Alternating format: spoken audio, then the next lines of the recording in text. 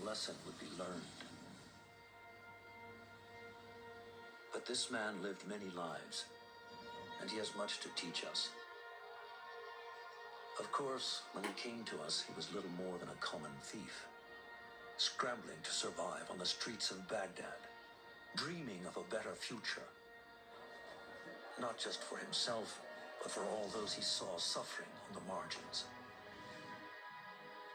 For while he lived in a golden age, at the heart and the height of the Abbasid Caliphate, scratch its gilded surface and you'd find a rot beneath. The order of the ancients fought to rise and spread their cruelty through the land.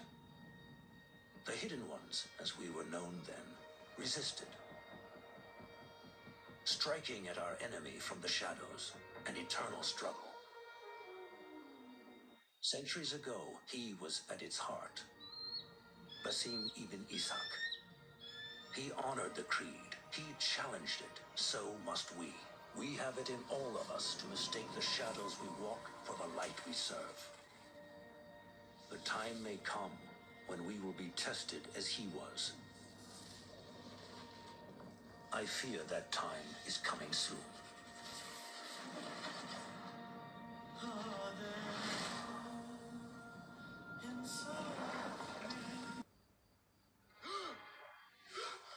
Easy, Basim.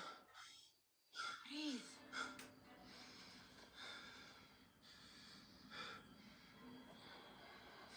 Was it the Jinni again? And what did our friend want this time? To strip the flesh from my bones? Dine on my innards? Never has much to say, yet it leaves its mark. I can still feel it crawling on my skin. Hardly original. You should tell it as much. Forget the Jinni for the moment. The day is new. There is work to be done. Derwish has left another contract. Who for? Them again? We would make more money selling water to a camel. Come, Nihal. Where is your sense of duty? Duty does not fill our bellies.